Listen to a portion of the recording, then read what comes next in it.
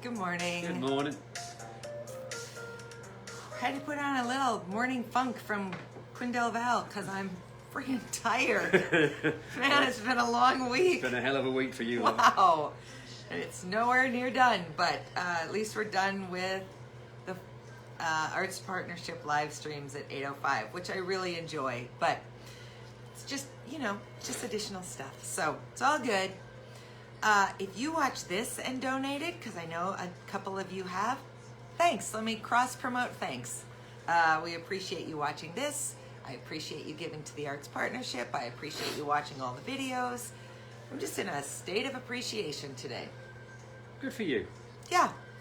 It's Challenge Friday. So we told you yesterday that I was going to post a blog post that exemplified our last challenge. And so I hope you went back and read that. It's called Putting Our Money Where Our Mouths Are. And I have to tell you, a friend of mine, Anita, wrote to tell me about what her husband has done in response, not to our post, but he's doing it too. He gives on average about 120% tips on ice cream. So you can imagine that we enjoyed both pieces of that since we've got this new ice cream thing we're pursuing. But he gave such a big tip on an ice cream charge that his credit card company called. So now I'm kind of looking to get a call from the credit card company saying, what's going on with your tipping? I think that would be unbelievable. That would be very exciting to me. So thanks for sharing that great story, Anita. It inspired us to do even more. And I also want to say this because I know there's kind of a level of crassness about being as blunt with money as we sometimes are. I did not share what we tipped at that restaurant to say to you all, can you afford to do that? That was not my purpose. We just have decided that if we're going to be honest, we're going to be honest, and we're going to reveal the good, the bad, the ugly, the wealthy, the poor, the whatever. And it's also not really crass. If you're trying to get a point across, I mean, you're talking about percentage of money, so you have to talk about an amount of money. So there's nothing crass in that. It's just the subject matter. Yeah.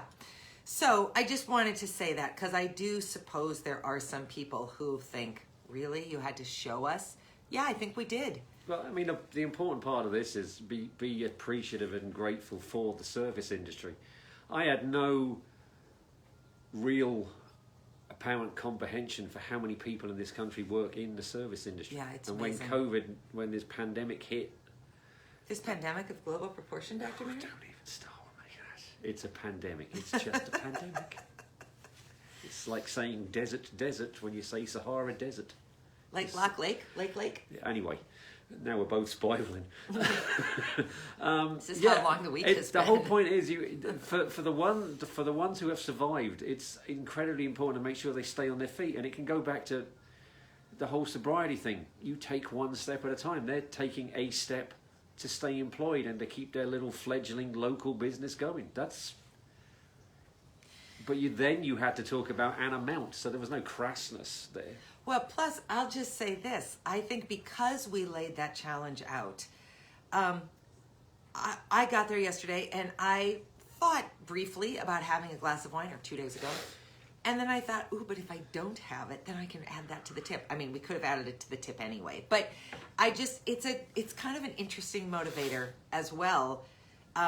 Just to, you know what? Pizza and water was just And the point is, you're trying to brighten someone's day by a simple act of kindness.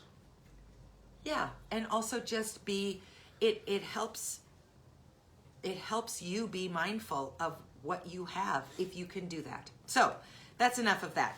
Today is Challenge Friday, and I'm excited because this challenge actually, I think, wraps up kind of a lot of what we were talking about this week, and we didn't mean for that to happen. So I like when the universe conspires in our favor. It's a wonderful thing that fell into a lap, so I'm going to hand that over to Dan. Okay, so I want to read this email, text, whatever it is, Facebook message, I suppose, from a young woman. I'm assuming she's young. I don't know. Who was a former student of math. She's younger than us. as previously discussed, isn't almost everyone. Dr. Mary! 3 exclamation points. How have you been? Been following you on Facebook. Proud of you for winning over the battle and teaching me biology in the past. I enjoyed every single lecture. I'm doing med school online. I know. Who could have thought med school would be online one day? But current circumstances aren't leaving us many options. Plus, I really don't want to move. My school is in the Caribbean, a bit far from home. I'm pretty comfortable learning medicine in my pajamas. Take care. So, why did you want to talk about this? Well, one thing, a shout out to a former student of mine who, she came to this country. Family, she had to start again getting a biology degree. She was in the medical profession, so she had to qualify as a nurse, and now she's going to medical school in the Caribbean. I presume would be Ross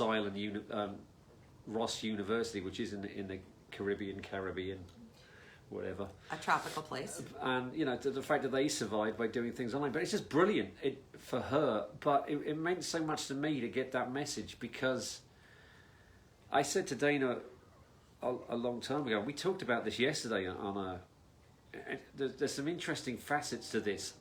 To me, it's a great indication of how far I've managed to come, but it was also an indication that I could still do my job, and we talked about that. I kind of let everything slide and still do my job. And Dana said to me yesterday, if you were still drinking and you got that message, would that just... What does it, you said to me? Oh, I asked if it would have confirmed for him that he's just fine, that he's drinking and managing everything, because a student was writing to tell him how much she enjoyed his class and how valuable his lectures were. And that never occurred to me. That's why I'm here. But I think when I was still getting student evaluations that were incredibly good, I thought, well... You were getting them while you were drinking. When I was drinking, I thought everything's great, because I never drank at school. But to me, it was, well, everything's fine. And maybe it was. I don't remember thinking that. But when Dana asked me that, I thought, my God, that could have been a part of why I didn't, many of the reasons why I didn't try and stop. But now, over 3.5 years sober, to get one of these, it just brightened my day. It was just a sheer nice thing to happen. So the challenge is kind of 2-part. One, and this goes back to the desiderata from Monday, I think. You belong here. No matter what state your affairs are in, the universe has put you here. So, if you can, try to find some place where you can know that you matter. You might not matter in a lot of places. Things might be really bad in a lot of... temporary blip. Try to find a place that you can know that you matter. Could be personal, could be professional, could be, that your lawn gets mowed. It doesn't have to be something significant. Well, if you think about the start of this, go placidly into the noise and hassle. That's what you do. I mean, right at the start there, you just take a first step. Remember that you do matter. No matter how low you feel, there is a way out of this if you want. And even if you're not an addict, if you're just having a particularly bad day, just remember that too. Yeah, you matter. And you matter to people who don't always let you know. So the second part of the challenge is let somebody know today. Don't think about how much they matter to you. And we did talk about this earlier. Don't think about how much they matter to you. Tell them. Let them know how much they matter to you. Write them a note. Send them a Facebook message. Send them an email. Send them a text.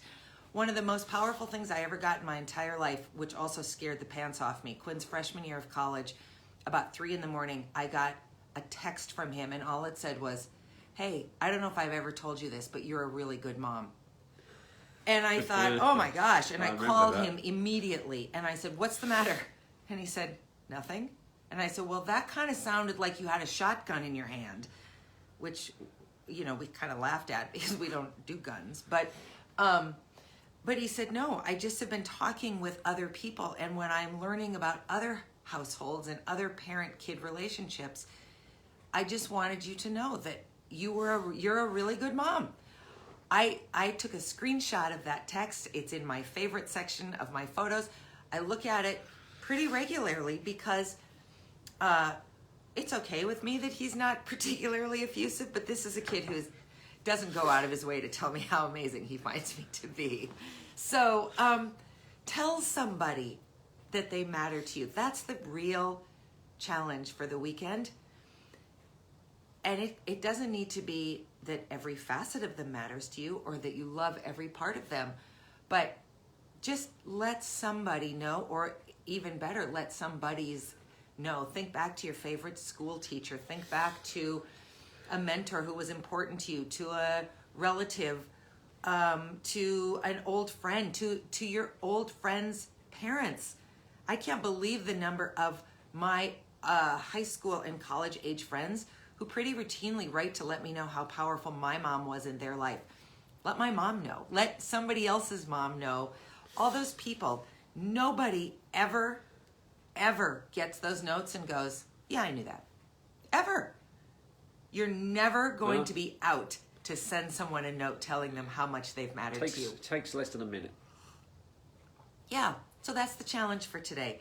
And then the other unrelated to Daily Dose challenge is get outside. It's going to be absolutely stunning if you're in the Fargo-Moorhead community this weekend. I think that's it. Yeah, I got nothing. Well, have an excellent Have a fantastic weekend. Take the challenge up. Let us know how it goes.